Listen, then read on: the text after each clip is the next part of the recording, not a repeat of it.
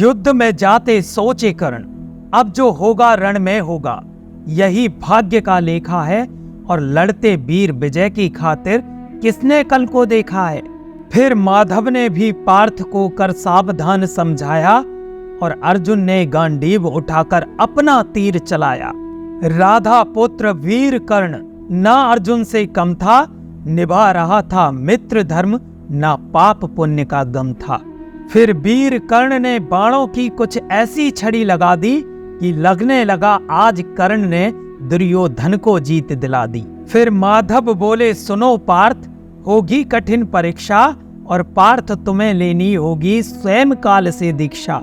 अब हुआ महासंग्राम, योद्धा दोनों सम्मुख थे और दिव्य बाण अपने तरकस से दोनों योद्धा खींच रहे थे। अब दोनों के बाणों से भूपर शीस पड़े थे कटकर और युद्ध भूमि भर गई समूची लाशों से पटकर।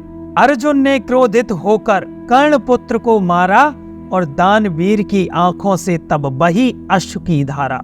जैसे अभिमन्यु के बद पर वीर पार्थ घायल था, ऐसे ही वृषसेन मृत्यु पर आज कर्ण घायल था। फिर क्रुद्ध कर्ण ने अर्जुन पर बाणों की वर्षा कर दी और फिर अर्जुन ने भी दिव्य हाथों से 10 दिशाएं भर दी। फिर बहुत देर हो गई समर को, प्रहर दूसरा बीता और ना कोई इस रण में हारा और ना कोई जीता। आखिर सर्प बाण तरकस से हाथ कर्ण के आया, अब अर्जुन का वध निश्चित है, हर सैनिक चिल्लाया। प्रत्यंचा कानों तक खींची, बाण कर्ण ने छोड़ा और फिर केशव ने रथ के घोड़ों को तुरंत दाहिनी मोड़ा। घुटनों तक झुक गए अश्व, बस बाण कंठ तक आया, किंतु लगा वो दिव्य मुकुट में प्रभु की थी सब माया। फिर प्राण बचे अर्जुन घबराए, पर केशव मुस्काए और बोले, पार्थ साथ में मैं हूं, किंचित ना घबराए। इधर कर्ण के संग पार्थ का रिपु तक्षक बेटा था और अश्वसेन तरकस में था जो तीर संग लेटा था। फिर कहा कर्ण से, रखो बाण पर प्राण पार्थ के लूंगा, मेरा प्रण पूरा हो तुम्हारा उपकार नहीं भूलूंगा। फिर कहा कर्ण ने, बाण दोबारा मैं संधान न करता, अपने ही बलबूते पर मैं विजय श्री को बरता। यदि सर्पों के बल पर रण में कर्ण युद्ध जीतेगा, जितना समय बचा जीवन में लानत में बीतेगा। क्रोधित अश्वसेन तब अर्जुन पर फुंकारा, लेकिन अर्जुन के बाणों से सीधा स्वर्ग सिधारा। फिर लगा युद्ध कर्ण और अर्जुन में फिर से होने, दोनों आतिर थे मुंडों को रण खेतों में बोने। 11 डोरी वीर कर्ण ने बार धनुष की काटी, फिर अर्जुन ने लघु से रंग दी कुरुक्षेत्र की माटी। और तभी कर्ण का रथ थोड़ा सा एक तरफ झुक गया और पहिया लगा भूमि में धंसने, देख कर्ण घबराया। फिर याद आ गया श्राप गऊ का, विचलित अंग राज था, परशुराम का दिव्य अस्त्र भी विस्मित हुआ आज था। फिर भी कोशिश करी कर्ण ने, रथ का पहिया निकले, लेकिन प्रति रथ का पहिया जाती थी जो निगले। विवश कर्ण ने धनुष रखा, फिर रथ के नीचे उतरा, शस्त्रहीन वो विरत खड़ा था, ले प्राणों का खतरा। देखो अर्जुन धर्म युद्ध है ये, देखो अर्जुन धर्म युद्ध है ये, मैं पहिया बाहर कर लूं, फिर करूंगा युद्ध भले ही जीऊं चाहे मर लूं। अर्जुन कुछ कहते इससे पहले ही केशव बोले, कर्ण धर्म की बातें पहले दिल के भीतर तोले।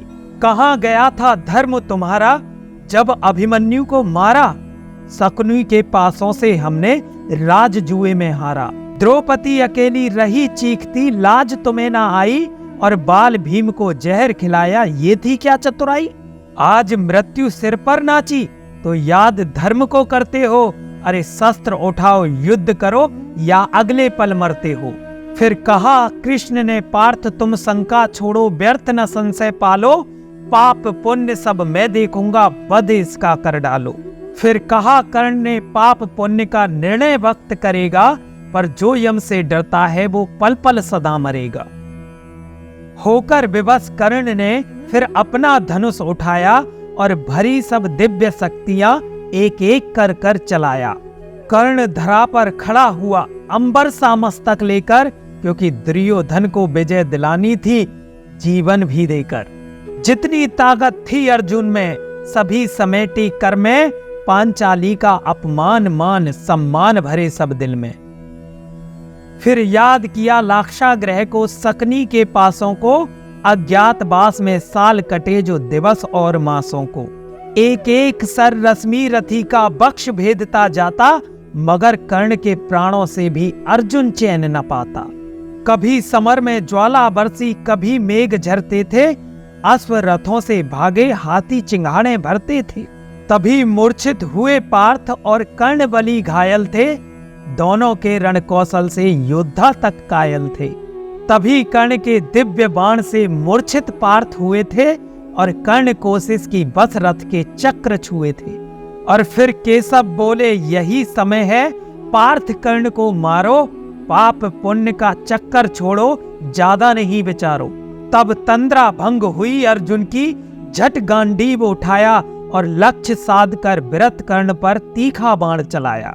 फिर कटा शीस तब रश्मि रथी का, भूपर पड़ा हुआ था, लेकिन जय पाकर भी अर्जुन लज्जित खड़ा हुआ था।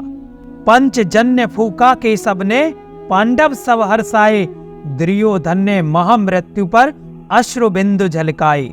फिर आज विदा हो गया धरा से, वचन निभाने वाला, नहीं जगत में रहा नेत्र का धर्म सिखाने वाला।